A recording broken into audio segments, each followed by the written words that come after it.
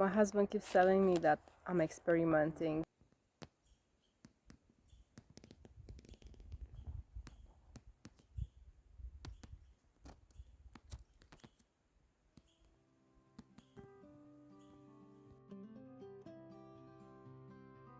Hello everyone, this is a follow-up of a project that I've done 3 months ago, precisely at the beginning of the summer, and now it's the end of the summer. I like them to be fresh, and I like them in the cold method with honey. Honey is antibacterial too, and then it's going to help preserve the vitamins of these spruces. I'm going to layer them with the honey in the jar, and when I'm done with this layering, I'm going to remove the bubbles, making sure there are no bubbles in the jar. I'm gonna close them tightly, and then I'm gonna let it sit for a month in the dark, cool place, which could be our basement or a different room or in the refrigerator if you have space, which I don't. And after a month, you strain them. I think I got it right. A bubble is emerging right now. I'm just gonna have to put a little bit of cling wrap, double-sided, and that's it. They're ready to go in the dark place, and daily I'm gonna shake it off for about a month. After a month, I'm gonna strain it and put it in jars, and they're gonna be ready.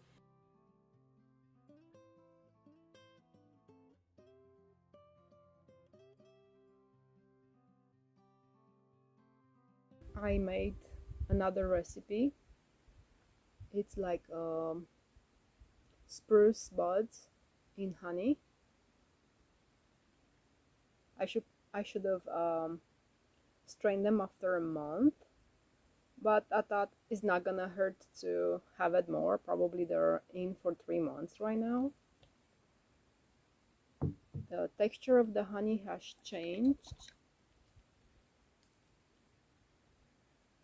and today is the day when I'm gonna strain them to see how they are, because it's the first time when I'm making this recipe, and this is a recipe of my grandmother. She used to make this for the winter time, and she'd use it in tea instead of honey. Because I can't sterilize my jars, I used a little bit of cling wrap, which did great. This has now a sprucey smell, and I gotta try before I strain to see how they feel. I'm just gonna take a little bit and try.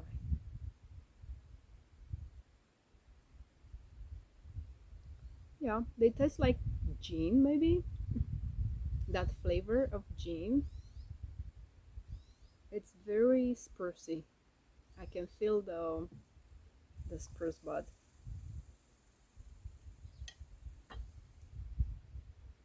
It's good.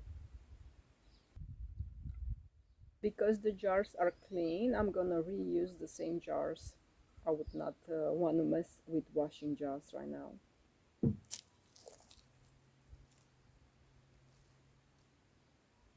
No problem.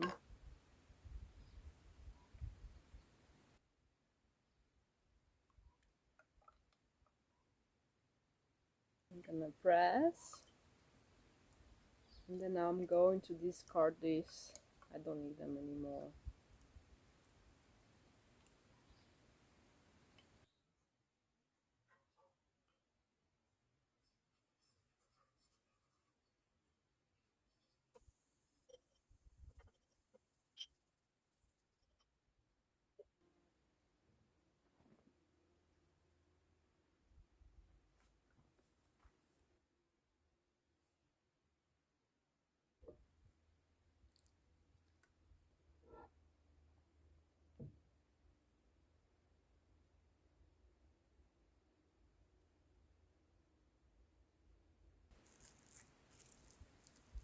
I already covered the other ones. As I said, I'm putting cling wrap because I don't have access to my canning supplies. I'm gonna reuse what I have, and to make sure they're clean and they're not gonna get moldy, I'm just gonna seal them with cling wrap. And this is it. This is gonna be for my husband to try, and this is going to be for our winter supply after I label them and make sure I have them handy.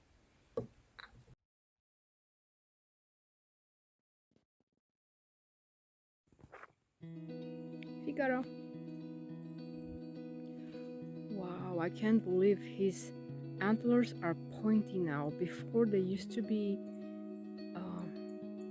swallowed and had something, and now his antlers are bloody. I can't believe it. Now he's... look at his antlers. Oh wow. See, you can see the blood on them. What's up, Figaro? What's up, boy? See that ankle is still swallowed. Wow. And here, right there, it's bloody.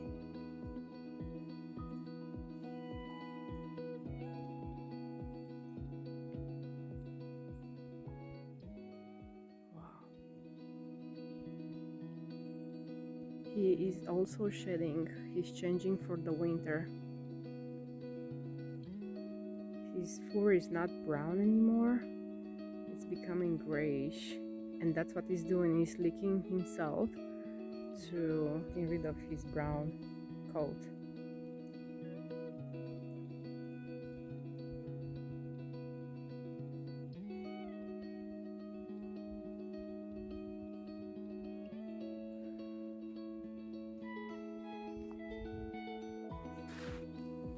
Figaro changed his coat. He's getting ready for the winter. He was tan before, now it's getting grayish, just perfect to hide in the snow.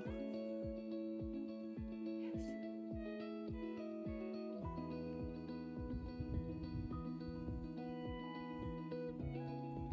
Come on, give us a kiss.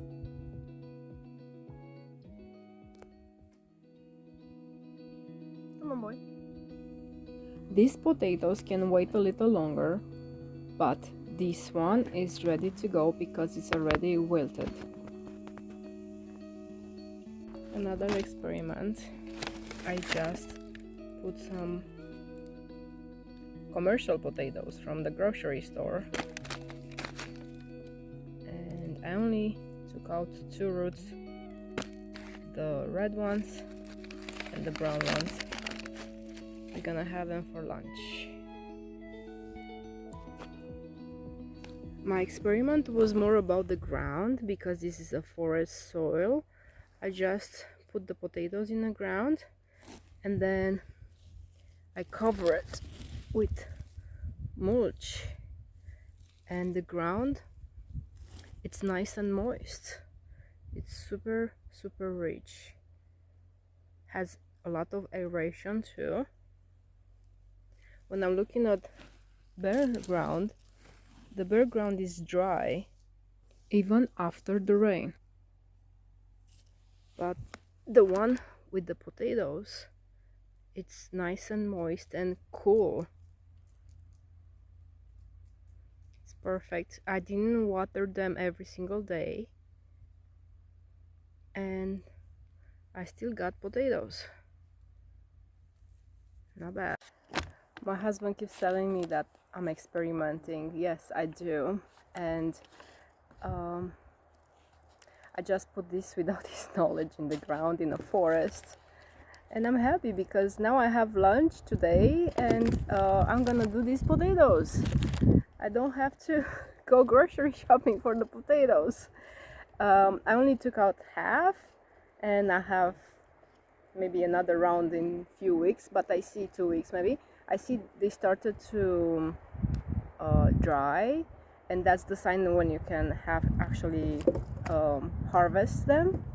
I'm happy. I just put one of these and I got this, you know, it's not bad. I put one of these and I got the rest. Then from 2 potatoes I got the lunch. It's worth it. It was just grocery shopping for me 4 months ago, 3 months ago. I don't even remember when I put them in the ground. I just got a little bag of this and I paid maybe $3. Now there you go, the dollars are back. And then I have more now. I have another meal. Not bad for $3. I'm happy with that. Because I ate that at $3 too. That's mean I got it for free. Not bad. I'm happy. All our lives we lived in cities, and now we are enjoying this piece of paradise. Friends from a previous life visited us.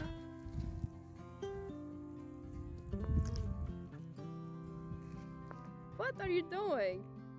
I'm picking up some cone to make some Christmas decoration. Hello, hello. Here it's fantastic. I really love this place, Montana.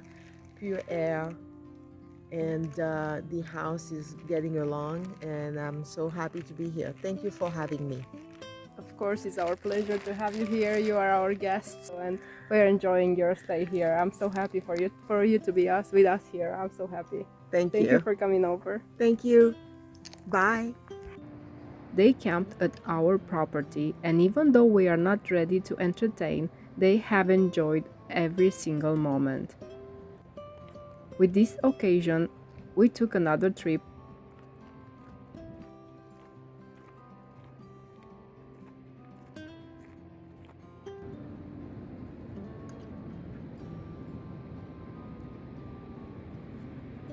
Even though the seeds we planted long ago have yet to reach the full bloom, we can still enjoy the sunrays of today. It is about the journey, not just the destination, and the discovery of life.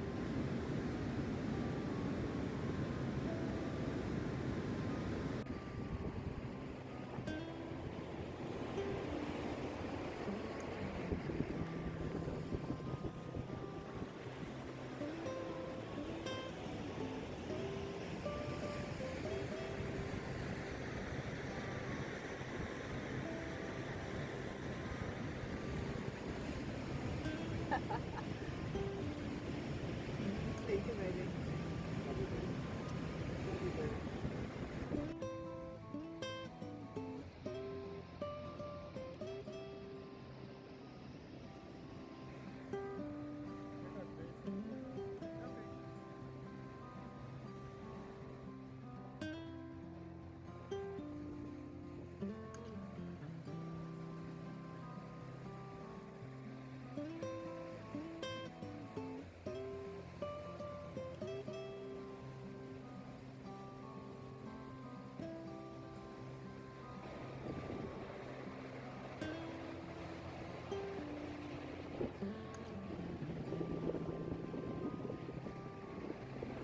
Thank you for watching. And please, if you haven't done so, consider to share and subscribe. It is more to come anyway.